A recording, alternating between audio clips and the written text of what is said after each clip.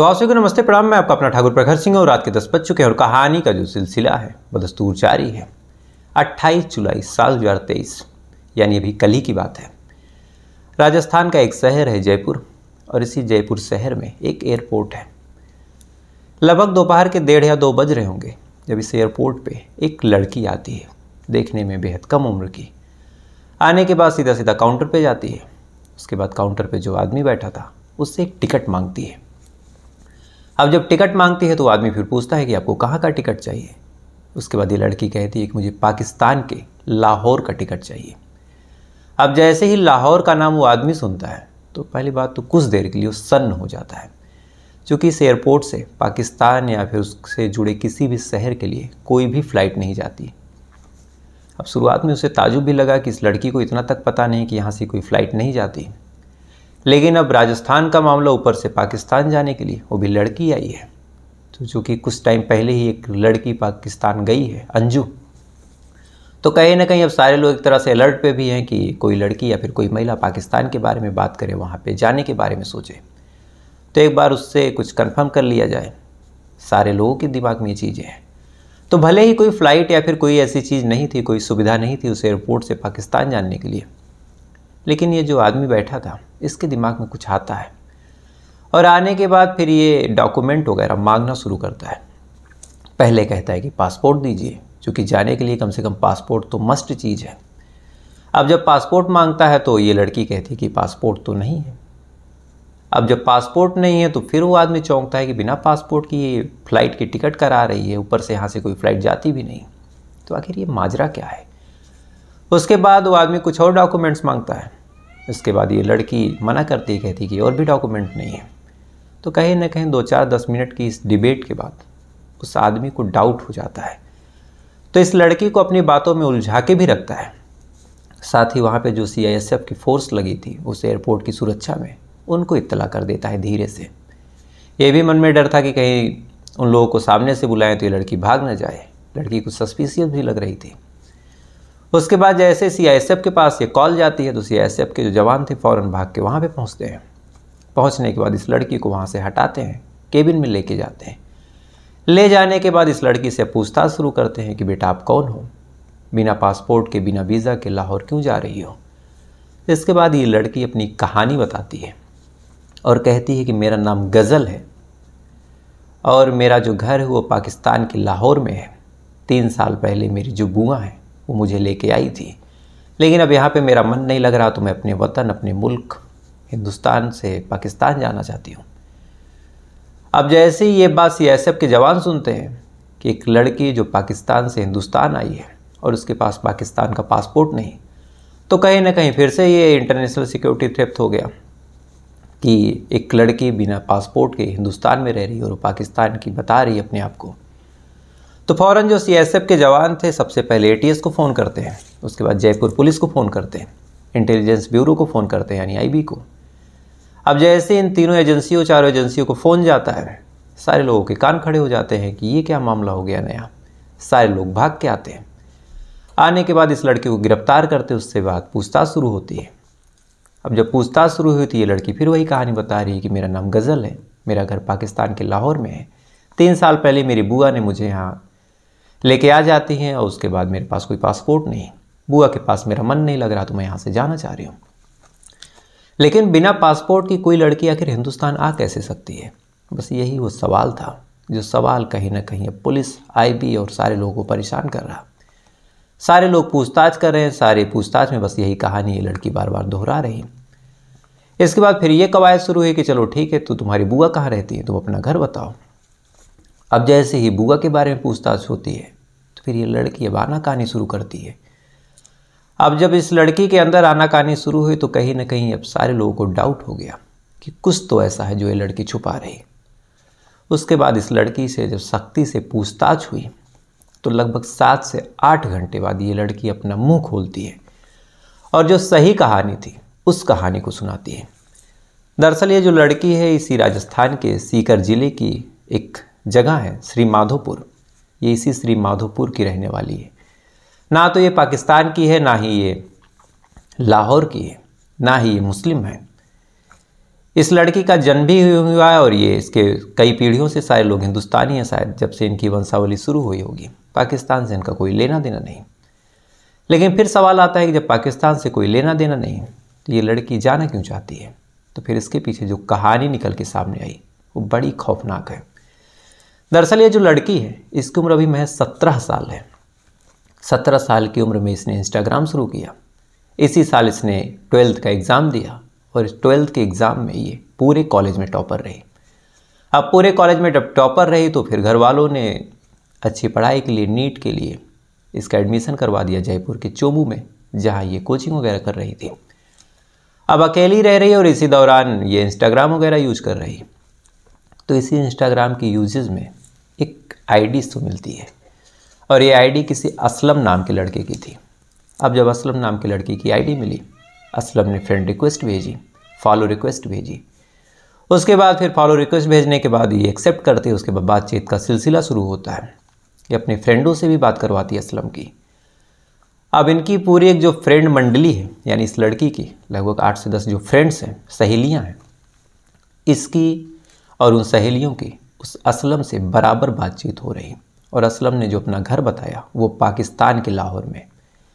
अब सारी सहेलियां तो एज अ फ्रेंड बात कर रही है, लेकिन कहीं ना कहीं ये जो लड़की है 17 साल की, ये लड़की उस असलम के प्यार में इस कदर पागल है। फिर धीरे धीरे इसे लगने लगा कि बिना असलम के अब ज़िंदगी बेकार है, असलम के साथ ही रहना है, असलम के साथ ही जीना है। तो फिर असलम से ये कहती है कि मैं तुमसे मिलना चाहती हूँ। और इस बीच कुछ ऐसी खबरें भी आ रही जब लोगों के दिमाग में ये बैठ गया कि हिंदुस्तान के जो लोग हैं वो प्यार को सपोर्ट कर रहे हैं, वो चाहे सीमा वाला मैटर हो। तो फिर कहीं ना कहीं यहीं से ये मोटिवेट होती है। मोटिवेट होने के बाद फिर पहुंच जाती है टिकट लेने। लेकिन शायद इसे इतना पता नहीं था, इसने इतनी रिसर्च नहीं की थी कि क्या क्या चीज़ें चाहिए।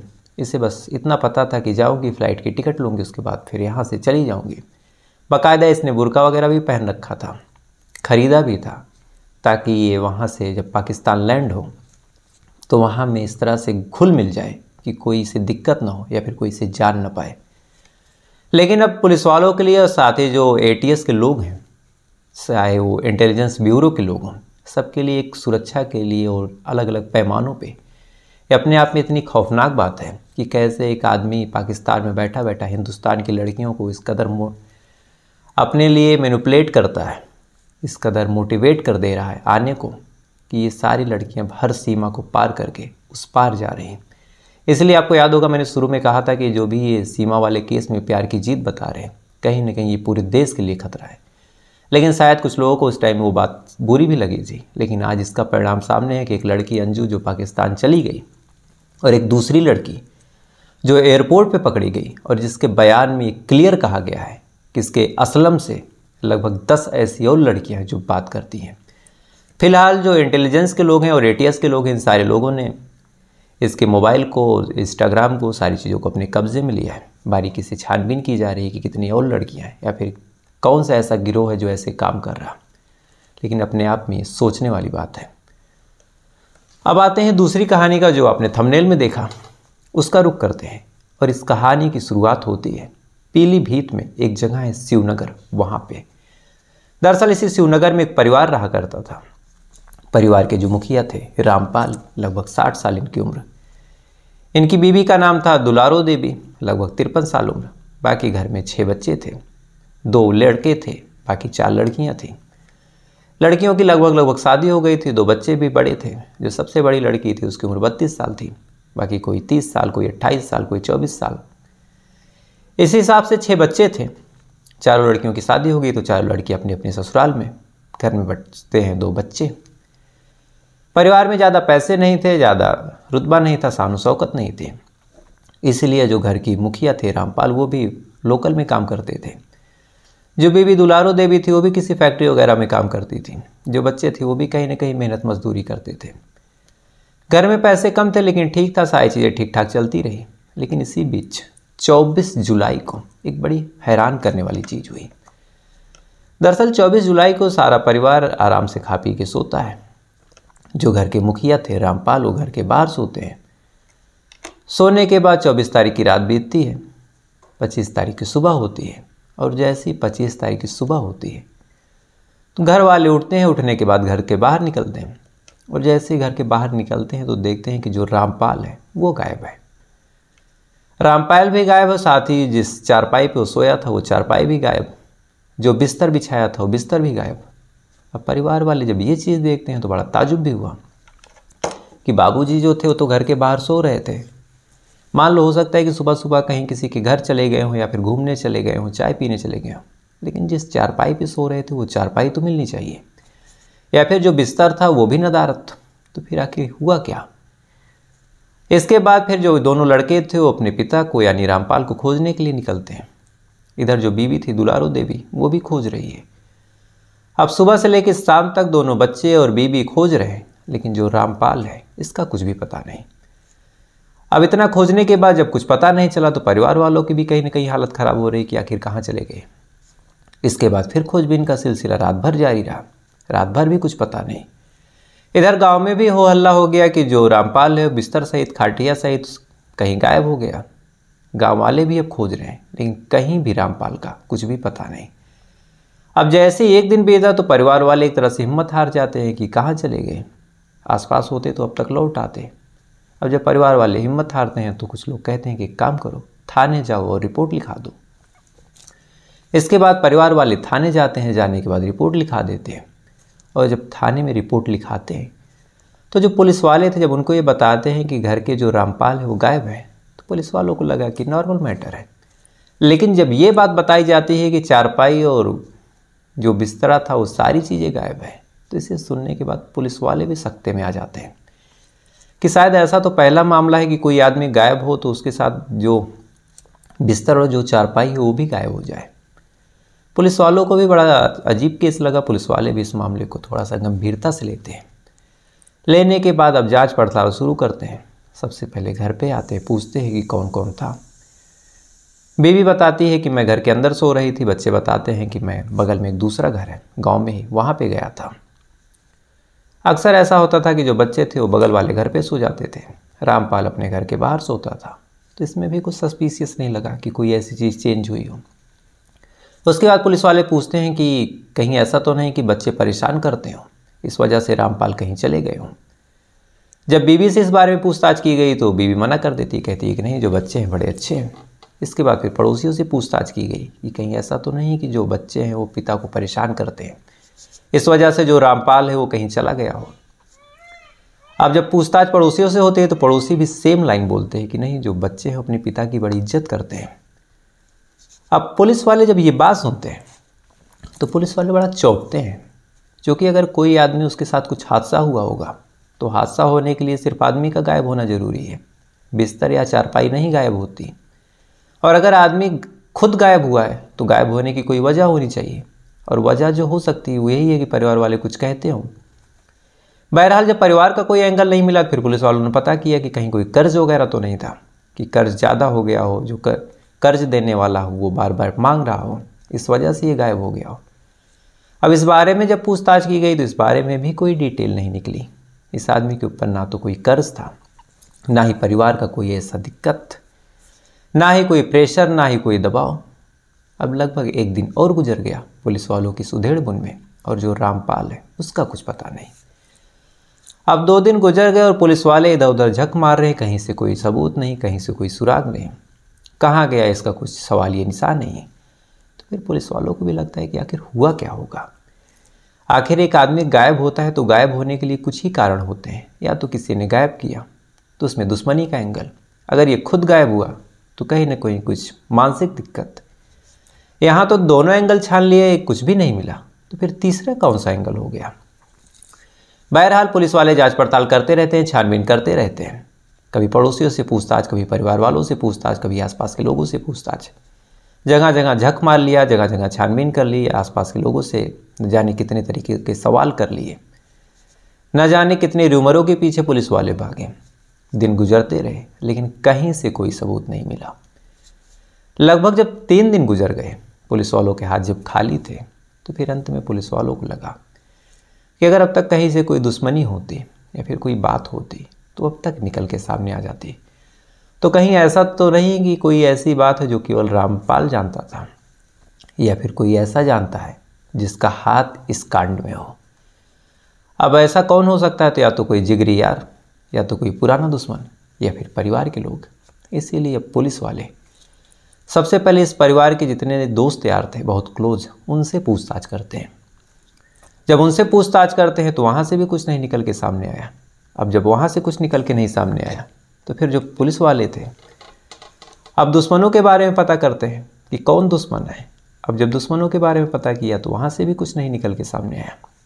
तो फिर अंत में बचते हैं तो सिर्फ परिवार वाले। पुलिस वाले परिवार वालों को एक तरह से जीरो इन करते हैं। जो घर के बच्चे थे, जो उनकी बीवी थी, सबसे बस एक लाइन बोलते हैं कि कोई भी ऐसी छोटी सी छोटी बात जो आपको लगता है कि आपके लिए इम्पोर्टेंट ना हो, आप उन बातों को भी हमें बताइए। परिवार में कब कलह हुई थी, कब किसी से कोई बहस हुई थी, कोई झगड़ा हुआ था, कोई जिरा हुई थी, कोई भी ऐसी बात जो आप ना बताना चाह रहे हो, कोई भी ऐसी बात जिसमें आपको अपनी बेइज्जती लग रही हो कि बताऊंगी या फिर बताऊंगा तो परिवार का अपमान होगा, उन सारी बातों को बताइए। अगर आप नहीं बताते हैं तो कहीं ना कहीं अब खोजना नामुमकिन सा हो जाएगा। अब जब ये बात दोनों बच्चे सुनते हैं तो सुनने के बाद फिर बच्चे एक ऐसी बात बताते हैं जिसे सुनने के बाद पुलिस वालों भी एक तरह से चौंक जाते हैं कि ये क्या बता रहे हैं। दरअसल दोनों बच्चे बताते हैं कि लगभग 6 महीने पहले मेरी जो माँ है वो किसी के साथ चली गई थी। अब पुलिस वाले जैसे ये बात सुनते हैं कि मेरी जो माँ है वो चली गई थी, तो पहले तो पुलिस वाले उस महिला को देखते हैं। अब महिला देखने में भी बेहद बूढ़ी लग रही थी, लगभग 53-54 साल की। बाल वाल भी पक गए थे और मुफलिसी यानी गरीबी एक ऐसी चीज़ है कि आदमी को तो वैसे भी उम्र से पहले ही बूढ़ा कर देती है। तो 53 साल की उम्र में ये जो महिला थी 60 साल की लग रही थी। अब उसके बारे में उसके बच्चे यानी उसके दोनों बेटे ही यही बात बोल रहे हैं। तो पुलिस वाले अब क्या करें? उसके बाद फिर पुलिस वाले कहते हैं कि तब आगे क्या हुआ? तो फिर वो महिला बताती है, माफ़ कीजिएगा, वो दोनों बच्चे बताते हैं कि जब ये भाग गई थी तब से हम लोगों के घर में कलह हो रही है। ना तो पिताजी इससे ठीक से बात करते हैं, ना ही हम लोग। और क्या बताएं, जब से ये गई है तब से पिताजी को भी सदमा लगा है। तो हो सकता है किसी महिला यानी मेरी माँ की वजह से ही पिताजी कहीं चले गए हों। अब ये बात जब पुलिस वाले सुनते हैं तो पुलिस वाले कहते हैं कि इतनी बड़ी बात आपने अब तक क्यों नहीं बताई? तो फिर वही बताते हैं कि बेइज्जती परिवार की आपको बताते तो आप क्या सोचते कि मेरी माँ कैसी है।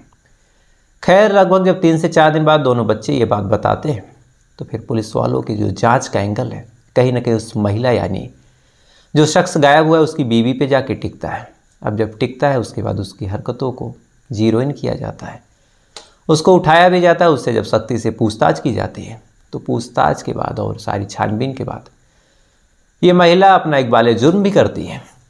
और इकबाल जुर्म करने के बाद एक ऐसी कहानी सुनाती है जिसे सुनने के बाद आपकी भी कहीं ना कहीं रूह कांप जाएगी। दरअसल ये महिला इस बीच जब गरीबी थी, जब मुफलिसी थी परिवार में, तो ये फिर बरेली के नरियावल में नौकरी करती थी एक फैक्ट्री में। उसी फैक्ट्री में नौकरी करती थी, बाकी जो पैसे मिलते उसको घर पे भेजती। गांव में जो इनके पति थे रामपाल वो काम करते। अब इसी फैक्ट्री में काम करने के दौरान इसकी मुलाकात एक 23 साल के या फिर 23 या 33 ऐसी कुछ उम्र थी एक शख्स से होती है। अब उस शख्स से इसकी मुलाकात होती। मुलाकात करने के बाद दोनों एक दूसरे के साथ काम कर रहे हैं। काम करते करते धीरे धीरे दोस्ती हो गई। दोस्ती जब आगे बढ़ी तो कहीं ना कहीं दोनों में प्यार हो गया। यानी एक 53 साल की महिला एक 23 साल के लड़के को अपना दिल दे बैठती है। अब प्यार हुआ। प्यार होने के बाद आए दिन ये एक दूसरे के साथ मिलते, एक दूसरे के साथ रहते। इसी बीच जो इसका पति है रामपाल, उसको भी खबर लग गई कि मेरी जो बीबी है वो किसी के साथ बरेली में अफेयर में है। इधर बरेली में ये जो महिला थी उसी के कमरे में शिफ्ट हो गई। अब जब कमरे में शिफ्ट हुई तो फिर उसको और पता चला पति को। अब जब पति को पता चला तो फिर पति विरोध करने लगा। अब जब पति विरोध करता तो फिर ये मानती नहीं। देखते ही देखते ये बात पूरे घर में हो गई। अब बच्चे भी कहीं ना कहीं इस महिला को अपना जो सम्मान, जो ओहदा देते थे वो देना बंद कर देते हैं। और अंत में इस महिला को जब लगता है कि अब तो काफ़ी नुकसान हो रहा, बच्चे भी मुंह फेर ले रहे हैं, पति भी मुंह फेर ले रहा, तो फिर वहाँ से निकलती है। और 6 महीने पहले यानी 2022 की लास्ट में ये आ जाती है पीलीभीत के शिवनगर अपने घर पे। अब घर पे आ जाती है। आने के बाद भी फ़ोन पे और बाकी चीज़ों पे अपने उस बॉयफ्रेंड से बात करती रहती। परिवार वाले जब जब पकड़ते तो फिर वो बुरा भला कहते कहीं न कहीं ये महिला अपना सम्मान, अपना इज्जत, अपना ओहदा इस कदर अपने परिवार में खो चुकी थी कि ना ही अब जो पति था वो बीवी की नज़रों से देखता, ना ही जो बच्चे थे वो माँ का दर्जा देते। और कहीं न कहीं इस महिला को इसमें भी अपनी गलती ना दिख के अपनी पति की गलती दिखती है कि अगर मेरा पति बच्चों के आगे मुंह ना खोलता तो शायद ऐसी दुर्गति ना होती। इतना होने के बाद ये महिला अपने पति को ही अपना दुश्मन मान बैठती है। दुश्मन मानने के बाद फिर ये बदला लेने का सोचती है। और बदला लेने के लिए क्या, तो फिर उसके दिमाग में आता है कि कत्ल करना है। इसके बाद ये सोचती रहती है कि कैसे करूं, कैसे करूं, कैसे करूं। और संजोग से 24 तारीख की रात ये घर पे अकेली थी और दोनों बच्चे जो थे वो बगल वाले घर पे सोने चले गए। जैसे ही ये मौका इसको लगा, फ़ौरन ये जाती है, कुल्हाड़ी उठाती है। उड़ाने के बाद रात के लगभग 11 बजे पति सो रहा था, उसके चारपाई के पास ये पहुंचती है। पहुंचने के बाद सबसे पहले कुल्हाड़ी का जो वार है गर्दन पे कर देती है। गर्दन पे वार करती है। वार करने के बाद तब तक मारती रहती है जब तक गर्दन कट नहीं जाती। अब गर्दन जब कट गई तो चारों तरफ खून खून। अब खून देख के ये डर जाती है। इसे लगा कि अब क्या करें, लाश अगर कोई देख लेगा तो मैं फंस जाऊंगी। तो फ़ौरन इसके दिमाग में आता है कभी काम करते हैं, रात ही रात लाश को भी ठिकाने लगा देते हैं। ना कभी लाश मिलेगी, ना मेरा माजरा खुलेगा, ना कभी पुलिस मुझ तक पहुंचेगी। कुछ दिन तक मैं विधवा विलाप करूंगी, उसके बाद फिर जैसे तैसे उसी के साथ शिफ्ट हो जाऊंगी। इसके बाद फिर से ये कुल्हाड़ी उठाती है। उठाने के बाद अपने पति की, उसकी शरीर की अब ये टुकड़े करना शुरू कर देती है। सबसे पहले हाथ काट के अलग करती है, दोनों हाथ काट देती है। उसके बाद दोनों पैर काट देती है। 4 टुकड़े ये हो गए। उसके बाद फिर गर्दन पहले कटी थी तो 5वां टुकड़ा, बाकी सीना और धड़ यानी 6वां टुकड़ा। उसके बाद ये 2 अलग अलग बोरे लाती है। लाने के बाद उन बोरों में इन टुकड़ों को रखती है। रखने के बाद ये दोनों बोरों को यानी अपनी पति की लाश को लेके रात में ही निकलती है और थोड़ी दूर पे एक जो नहर बह रही थी उसी नहर में ले जाके फेंक देती है। दोबारा फिर लौट के आती है, जो चारपाई जो बिस्तर था उसको भी ले जाके उसी नहर में फेंक देती है। नहर में फेंकने के बाद फिर से बाल्टी उठाती है, उस जगह को पूरी तरह साफ कर देती है, खून वगैरह सब गायब कर देती है। उसके बाद फिर रात भर इंतजार करती है, सुबह सोने का नाटक करती है। उसके बाद फिर बच्चों को बताती है कि तुम्हारे पिताजी कहीं नहीं दिख रहे। अब पुलिस वाले जैसे ये बात सुनते हैं तो सबसे पहले तो अब सवाल ये था कि बॉडी कहाँ है। उसके बाद ये नहर में बताती है कि मैंने यहाँ से फेंका। फ़ौरन गोताखोर बुलाए जाते हैं, लाश को ढूंढने का सिलसिला शुरू होता है और लगभग 8 से 10 घंटे तक लगातार पुलिस और गोताखोर मेहनत करते हैं। और इतनी मेहनत के बाद सर, दोनों हाथ और पैर बरामद होता है, बाकी धड़ जो है वो नहीं मिलता। अब जब धड़ नहीं मिलता तो भी दिक्कत, पुलिस वाले बेचारे क्या करें। फ़ौरन नहर विभाग से बात कराई जाती है, नहर को रोका जाता है, उसके प्रवाह को कम किया जाता है, लेकिन अभी तक जो धड़ है वो नहीं मिला। उसके बाद फिर ये पूछा जाता है कि मर्डर वेपन कहाँ है, यानी वो कुल्हाड़ी। तो जब कुल्हाड़ी के बारे में पूछा गया तो महिला घर के अंदर ही लेके जाती है पुलिस वालों को और वहाँ से उस कुल्हाड़ी को देती है, जिसे देखने के बाद पुलिस वालों को यकीन ही नहीं हो रहा था कि इस कुल्हाड़ी से कत्ल हुआ। जो एक कत्ल करने के बाद उस महिला ने उस कुल्हाड़ी को बाकायदा धो पूछ के रख दिया था। इतना होने के बाद फिलहाल अब फॉरेंसिक की टीमें आई हुई हैं, उस मिट्टी को कुरेद कुरेद के वहाँ से ब्लड सैंपल से लेके सारी चीज़ों को निकाला जा रहा। चूँकि कहीं ना कहीं ऐसा भी हो सकता है कि ये महिला कोर्ट में जाके अपना बयान बदल दे और ऐसे केस में फिर ये महिला बच जाएगी। पुलिस वाले एक तरफ जहाँ धड़ खोज रहे हैं वहीं फॉरेंसिक की टीम में सबूत खोज रही हैं। लेकिन बड़ा ताजुब होता है कि आजकल महिलाएं भी कम नहीं हैं टुकड़े करने में। पहले सुनने में आता था कि जो लड़के हैं वो लड़कियों के टुकड़े कर रहे हैं, लेकिन इस कहानी में तो पूरा खेला ही उल्टा है।